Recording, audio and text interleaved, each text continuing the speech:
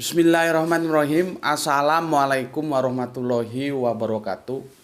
Ashadu an la ilaha illallah, ashadu anna Muhammad Rasulullah. Allahumma sholli ala Sayyidina Muhammad wa ala ali Sayyidina Muhammad. Kama sholaita ala Sayyidina Ibrahim wa ala ali Sayyidina Ibrahim fil alamina innaka Hamidum Majid. Seperti biasanya, mari kita panjatkan doa kepada Gusti Allah ingkang Maha Agung sebelum kita mulai kajian kita. Semoga saudara-saudara kita yang telah bersolawat atas channel ini, ya, solawatnya dijadikan catatan langit amal soleh untuk mereka dan keluarganya, ya.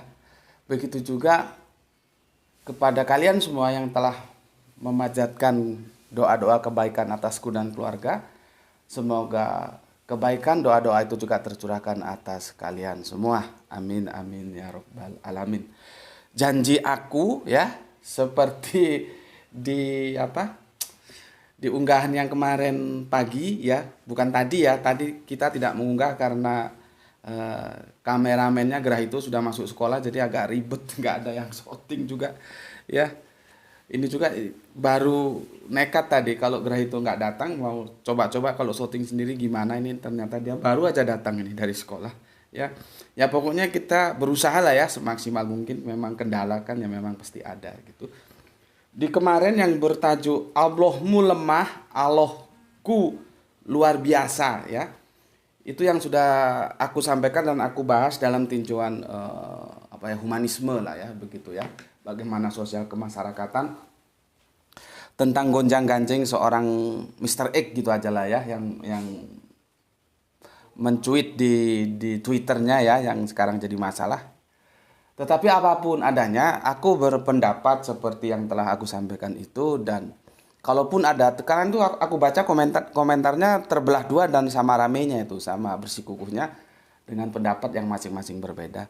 Menurutku itu bagus-bagus saja, ya, silahkan sajalah didiskusikan, ya. Tetapi apapun adanya, aku menghormati pilihan-pilihan kalian dalam mensikapi kasus itu. Tetapi aku juga tetap pada pendirianku yang telah aku sampaikan di ngobrol pagi kita dengan tajuk Allahmu lemah, Allahku luar biasa. Oke, aku minum dulu. Bismillahirrahmanirrahim.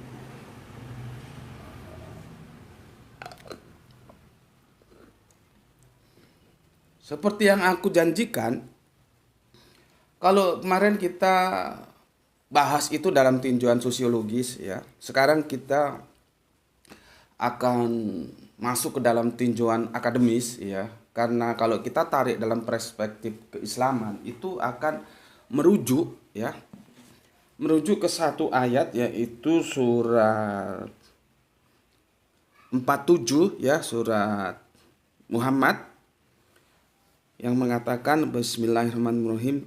Hai orang-orang yang beriman, jika kamu menolong agama Allah dalam kurung, atau menolong Allah juga boleh, ya.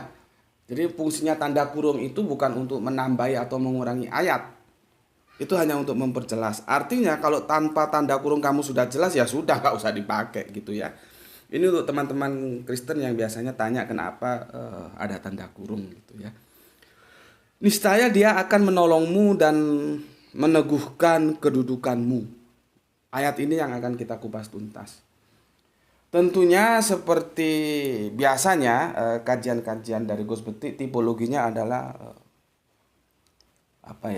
dia tidak strike, ya. Dia berputar dulu, ya, singular dulu, ya, baru nanti masuk ke inti. Dan itu bagi yang tidak bukis mungkin membosankan, tapi yang bukis justru mengasihkan, ya. Bagiku terserah saja. Anda merasa asik, ya silahkan nongkrong di sini. Kalau tidak merasa asik, ya silahkan pindah atau keluar juga, tidak ada masalah, ya. Enak-enak saja kita. Seperti biasanya ini juga begitu, ya. Aku akan menjelaskannya nanti dari sudut yang universal, yang umum, nanti masuk ke yang khusus. Dari yang luas dia akan mengerucut, baru nanti kita ambil kesimpulan. Dengan itu maka tajuk kita kali ini akan aku kasih kamilah penolong Allah, ya. inilah penolong, ya. Ini nanti panjang sana lah ya. Ini supaya singkat aja begini, penolongnya begini. Allah. Ini tajuk kita. Ini kecilnya nanti gini le, tadabur ya. Quran surat Muhammad. Ingat, ini proper name nggak boleh diterjemahkan terpuji ya. Muhammad surat 47 ayatnya 7. Ya. Ini ya, ini tadabur, bukan tafakur ya. Tadabur. Kadang-kadang kalau alam orang, ayo tadabur alam. Salah. Kalau alam itu tafakur. Kalau hubungannya dengan ayat-ayat, tulisan itu tadabur gitu ya. Jadi ada tempatnya sendiri-sendiri. Oke. Aku mau tidak mau, suka tidak suka harus membahas perang dulu. Dalam perspektif Islam itu seperti apa? Ya, sebelum kita sampai ke sini ya. Karena banyak yang disalahpahami oleh mereka tentang perang dalam perspektif Islam itu seperti apa sih gitu ya. Bahkan dalam suatu diskusi ya kami bersahabat sih, jadi diskusinya ya enak, nyantai sambil ngopi gitu ya. Memang seharusnya begitu dengan seorang doktor dan itu pendeta dan dosen juga. Dia kira perang dalam Islam itu take all. Ya, take all itu jadi pemenang itu akan mengambil segalanya dari yang dikalahkan gitu. Aku bilang tidak begitu. Dalam Islam itu perang-perang itu ada aturan mainnya gitu ya. Dan itu juga bisa kita lihat nanti komparasinya bagaimana Bible khususnya Perjanjian Lama itu menjelaskan tentang perang ya. Itu nanti ada di sana ya. Kalau di Perjanjian Baru setahuku tidak ada, karena memang secara historis kita tahu Kanjeng Nabi Isa itu tidak, ya memang bukan suatu kelemahan ya, memang sudah garisnya begitulah ya. Secara politis tidak mampu memobilisasi, ya dia tidak otoritatif seperti Kanjeng Nabi Musa, nanti dilanjutkan oleh Yosua, yang itu otoritatif dalam menggalang kekuatan massa ya, sehingga maju ke medan perang. Kanjeng Nabi Isa kita tahu perjuangannya sangat berat ya, di mana bangsa-bangsa Israel itu menolak keras ya. Yang kita tahu muridnya itu dari ke-12 muridnya itu saja, pengikutnya tentunya ada yang lain lah ya, ada yang lain, tapi tidak bisa dikatakan signifikan sehingga bisa menggerakkan sesuatu kekuatan untuk maju ke medan laga peperangan. Enggak. Maka kalau kita lihat Perjanjian Baru itu tidak ada setauku yang menceritakan tentang peperangan. Nanti kalau aku salah tolong dikoreksi gitu. Tentang perang ini memang asik ya. Salah satu video yang telah kita unggah 1 tahun yang lalu atau lebih itu ketika aku berdiskusi dengan seorang bapak, tajuknya aku masih ingat, 40 tahun mencari kebenaran gitu. Itu diskusinya kan asik itu. Salah satu yang ditolak bapak itu adalah tentang perang, sehingga dia agak berat untuk menerima Islam. Ya, itu kan ada videonya berseri itu ya. 40 tahun mencari kebenaran. Beliaunya tanya tentang perang gitu loh. Karena beliau salah informasi.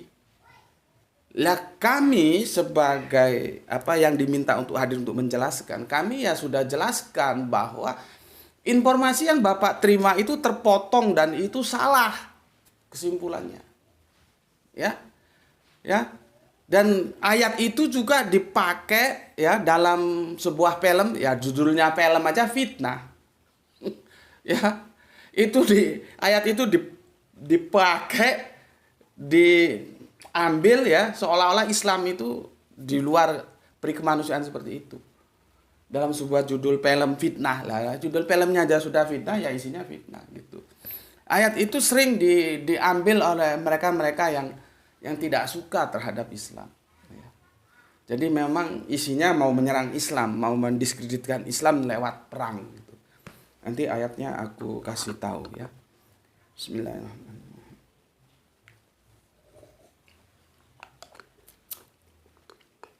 Quran surat Muhammad surat 477 ini juga menjadi ikon dalam perjuangan kami ya di Lembaga Dakwah Forum Arimatea. Itu menjadi ikon untuk menyemangati kami ya. Seperti yang aku bilang berkali-kali bahwa Arimatea itu sesuatu yang asik karena kami bebas. Kami tidak bisa didikte oleh kekuatan manapun, enggak bisa. Enggak bisa. Tidak ada satupun yang bisa mendikte Forum Arimatea sebagai lembaga dakwah yang kami usung. Nggak ada. Karena apa?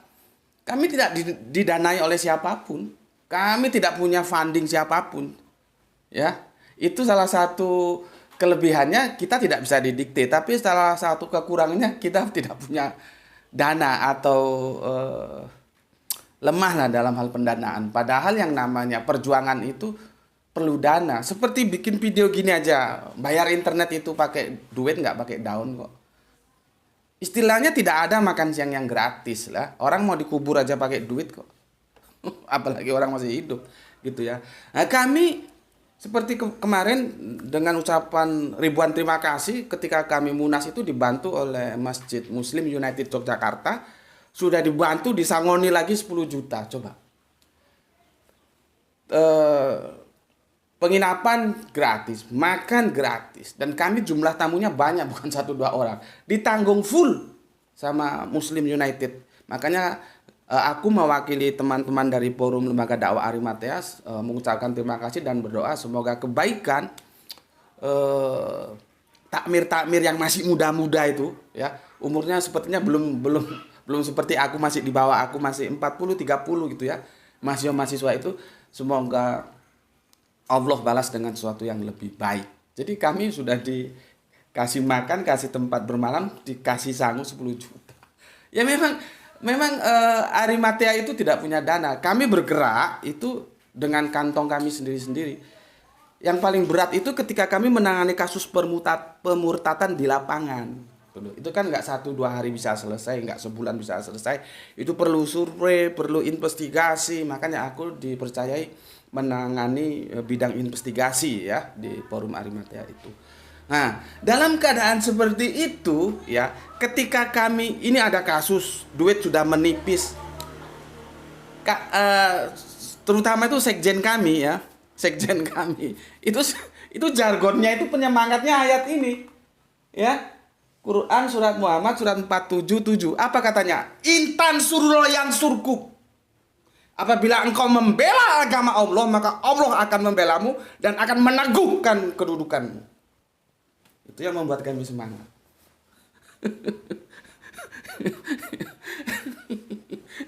jadi Arimatea ini orang-orang nekat semua.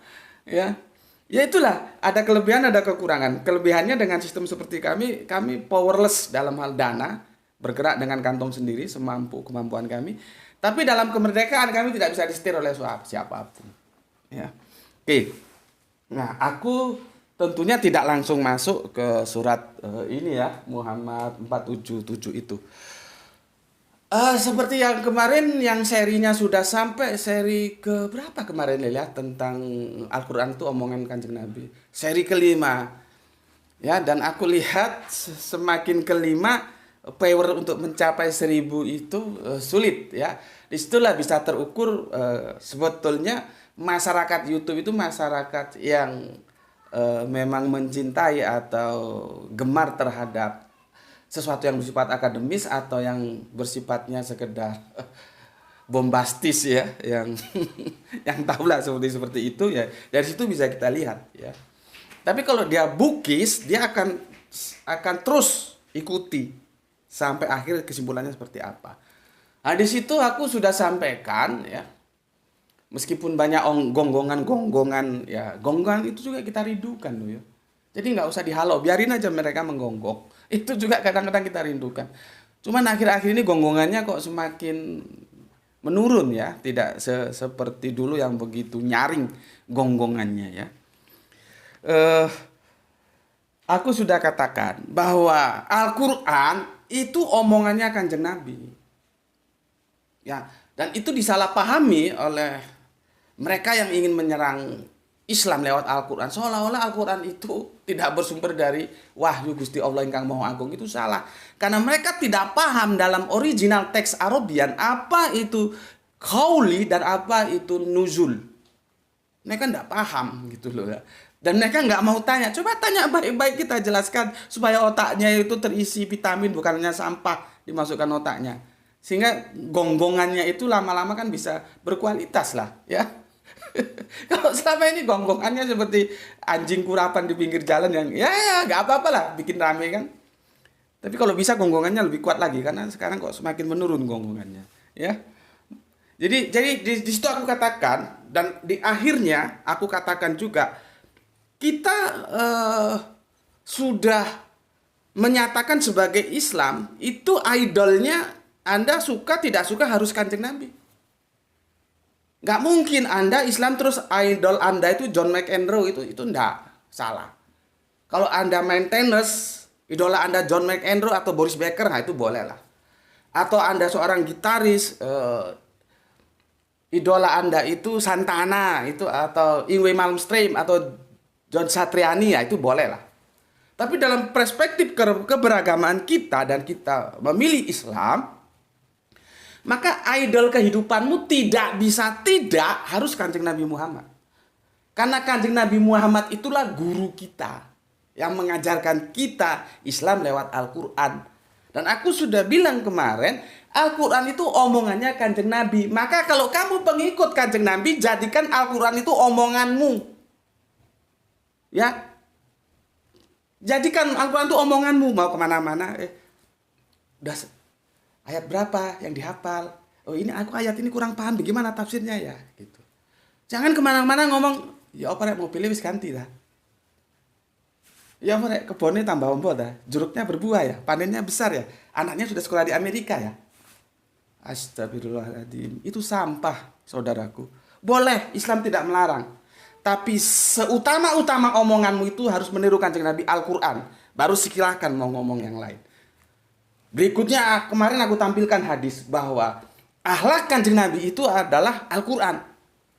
Yang oleh para kontekstual seperti kaum kontekstual seperti aku ini mengatakan, sehingga ditariklah dari hadis itu, Kanjeng Nabi Muhammad itu adalah Al-Quran yang berjalan.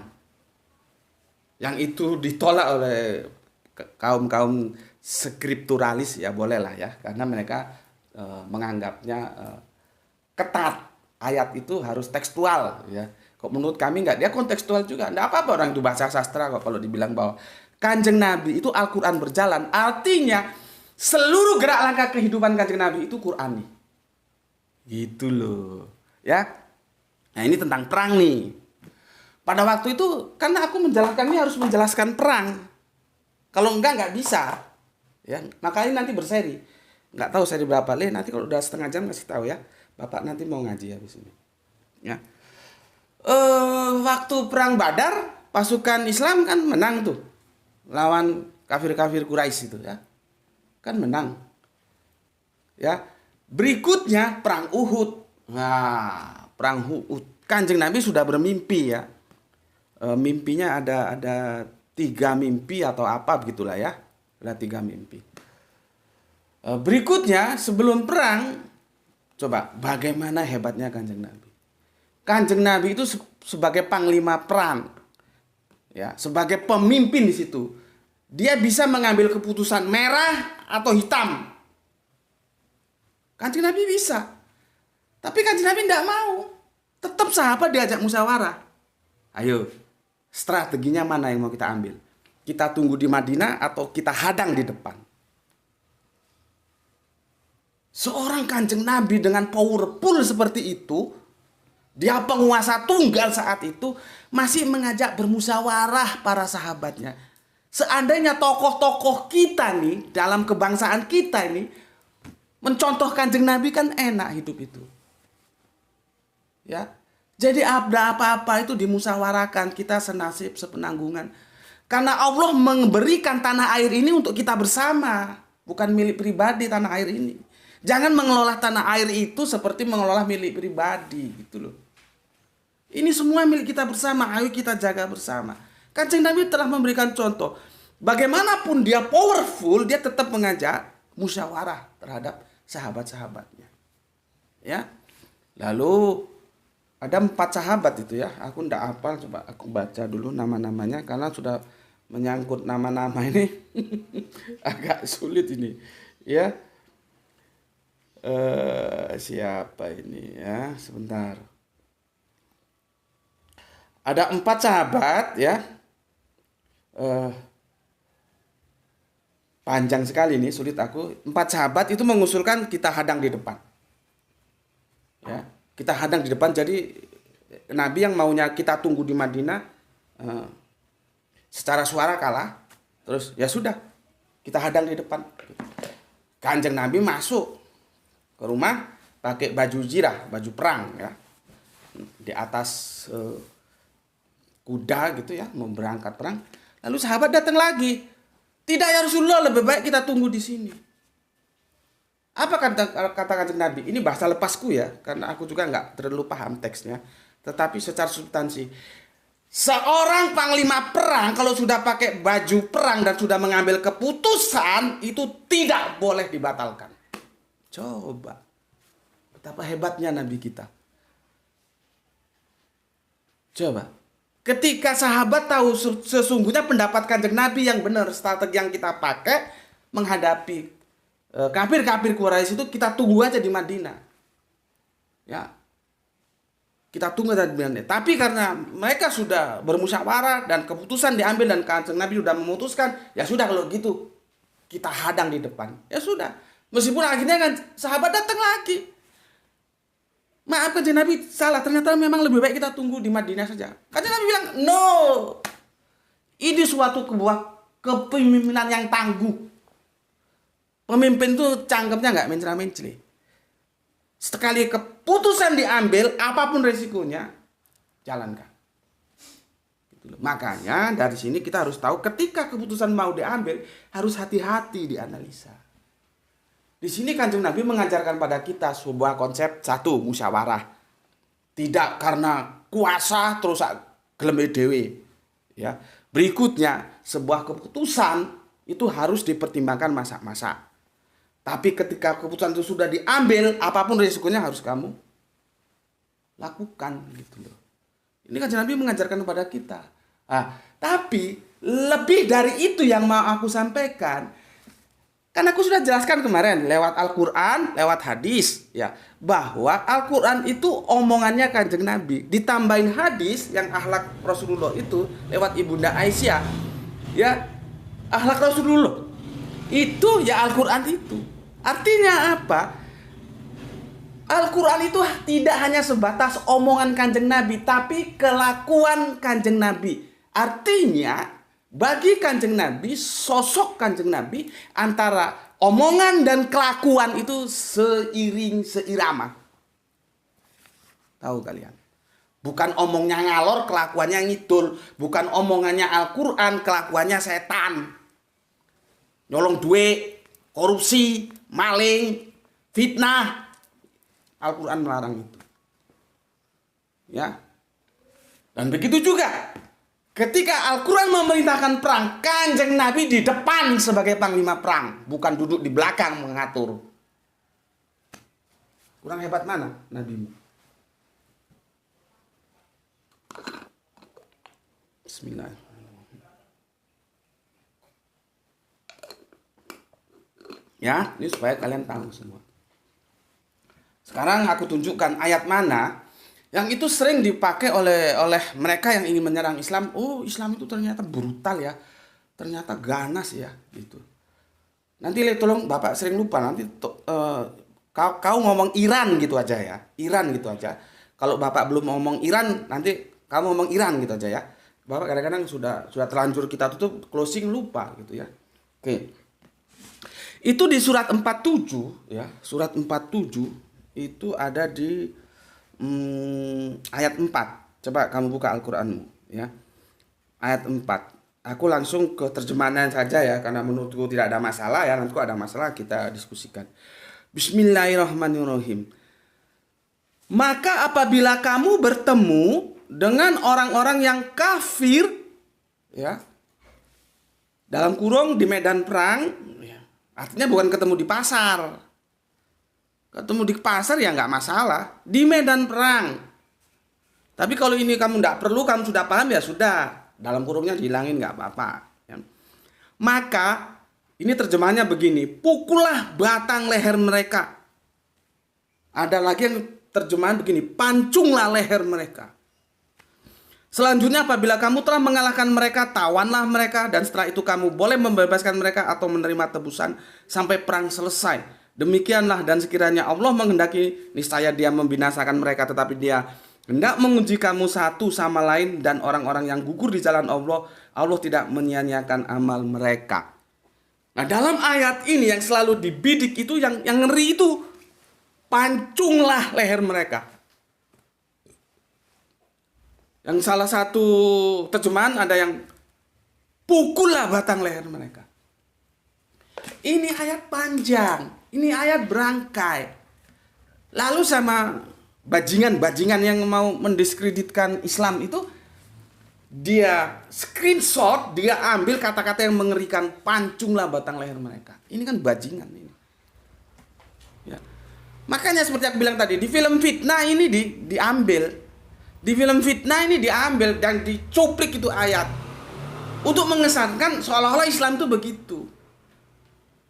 Padahal seperti yang aku jelaskan kepada saudara Kristenku itu, peran dalam Islam tidak take all. Take all itu mengambil semua dari yang kalah. Enggak begitu.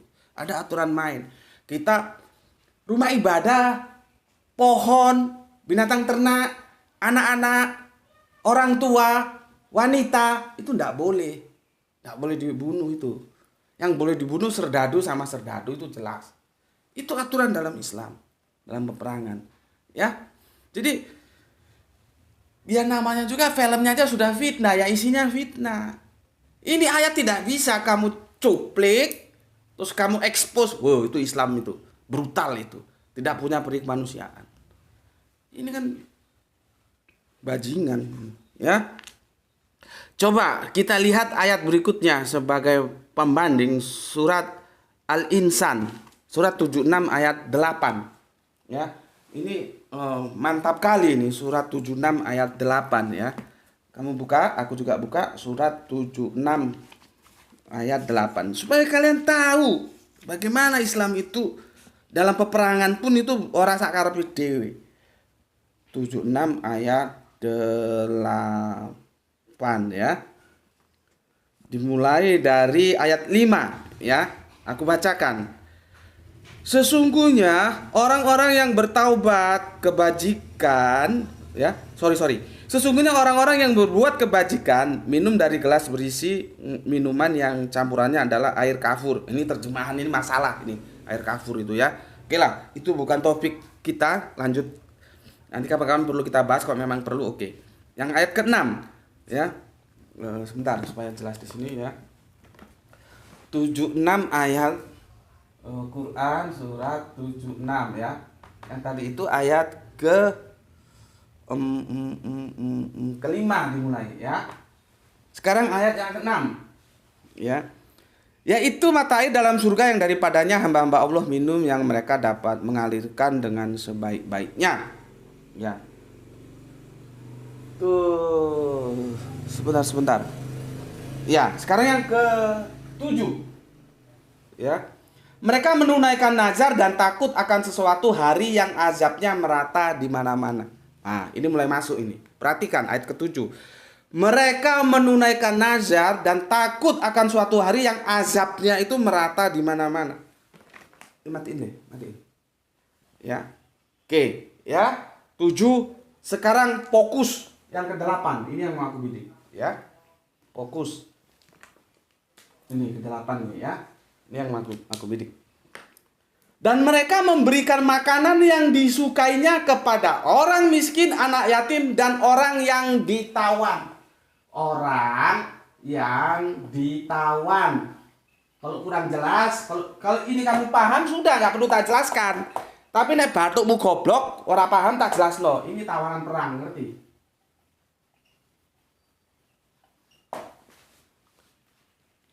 Tawanan perang itu dikasih makan, lihat ini indahnya Islam. Dan mereka memberi makanan yang disukainya kepada orang miskin, anak yatim, dan orang yang ditawan. Tawanan perang. Coba. Bukan makanan yang aku sudah nggak suka, aku nggak doyan, aku kasihkan tawanan perang. Itu bajingan. Al-Quran tidak begitu. Tapi makanan yang aku sendiri suka, itu kasihkan ke tawanan perangmu itu. Itu Al-Quran yang memerintahkan. Bagaimana indahnya. Ya. Kita lanjutkan, nanti aku jelaskan tentang Iran ini ya. Ayat 8, ayat 9 ya. Sesungguhnya kami memberi makanan kepadamu hanyalah untuk mengharapkan keridauan Gusti Allah yang mau agung. Aku sudah jelaskan kemarin, ina a'malun biniat. Apa niatnya?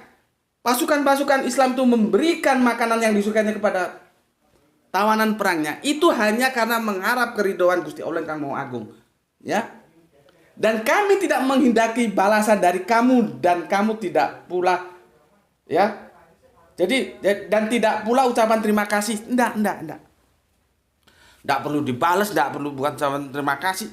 Bukan itu, tapi apa? Keridhaan Allah. Karena Allah perintahkan seperti itu. Kasih tawanan perangmu itu makanan yang kamu sukai.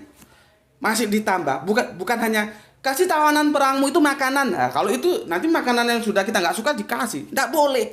Islam masih memperjelas kasih makanan yang kamu sukai. Ya. Yang 10, ya. 10.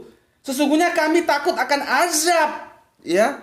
Azab Rob, ya. Rob kami pada suatu hari yang di hari itu orang-orang bermuka masam penuh kesulitan. Itu. Jadi takut kepada Allah, taat kepada Allah, ya.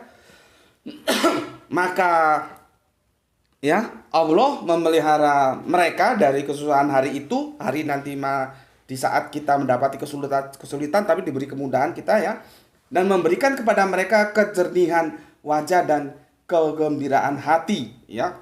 Dan ini masih panjang terusnya ya. Aku kira substansinya sudah kena. Apa? Tawanan perang itu dikasih makan dan makanan yang kita sukai. Oke? Jelas di sini. Aku kasih kasus. Ini kasus ini. Kalau kalian itu orang yang suka baca koran, ngerti lah. Pada saat itu medsos belum ada. Perang Teluk itu sebenarnya kan dendam kesumatnya si George Bush yang junior atas keinginan bapaknya George Bush yang senior yang nggak kesampaian. Ya. Jadi peristiwa Perang Teluk ya. Air putih. Nah.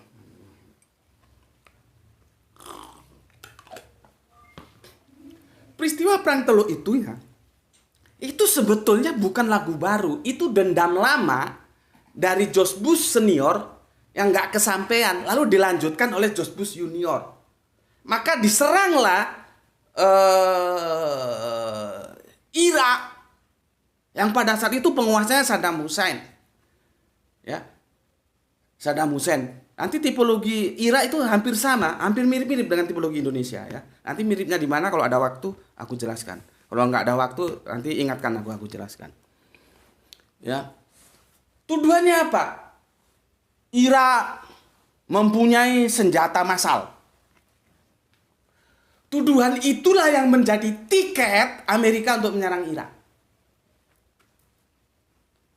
Dan Irak diporak-porandakan sampai rata seperti itu, hancur lebur sampai pusat perpustakaan, karya-karya ilmiah. Aku juga heran ya, UNESCO itu otaknya kemana? Seharusnya UNESCO ngomong, PBB ngomong ke Amerika, ya, supaya Amerika ngomong ke seluruh dunia. Itu perpustakaan, pusat-pusat keilmuan itu tolong dijaga. Itu hancur itu berapa buku? Bukunya sekarang mau cari kemana kalau sudah hancur?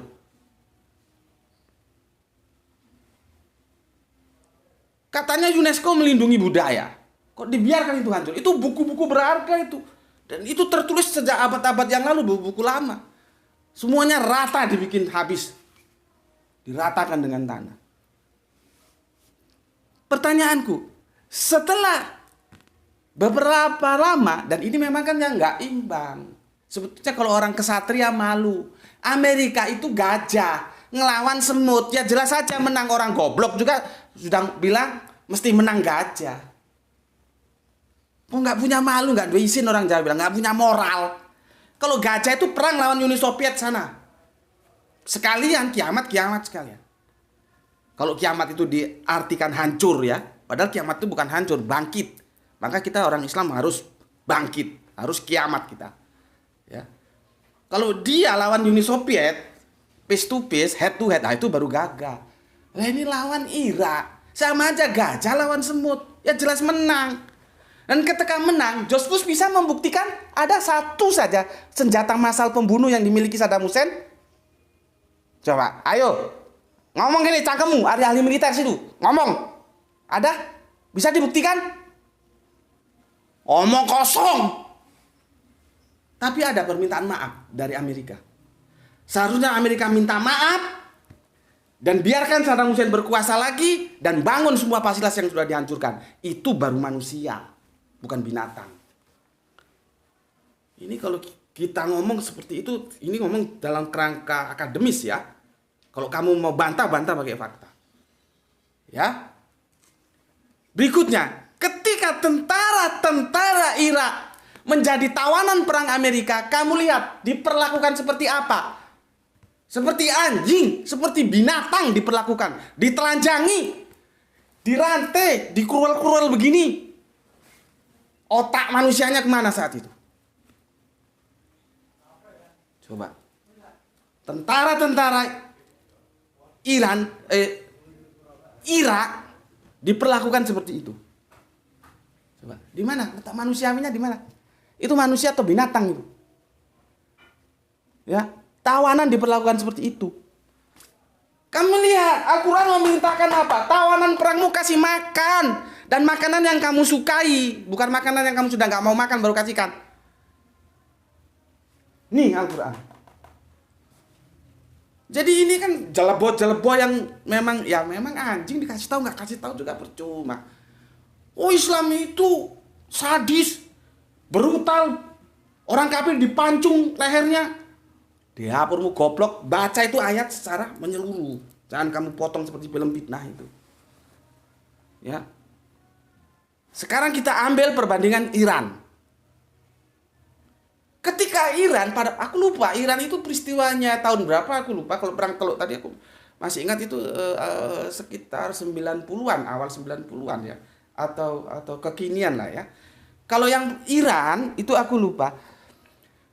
Itu orang-orang Amerika sempat menjadi tawanan perang bagi Iran. Kamu lihat bagaimana diperlakukan oleh Iran? Kamu lihat bajunya tetap pakai baju jas. Nggak ada yang ditelanjangi. Baju jas, rapi, duduk bareng, dikasih makan, piringnya juga piring-piring mewah. Tuh dia. Nih. Coba bandingkan sekarang.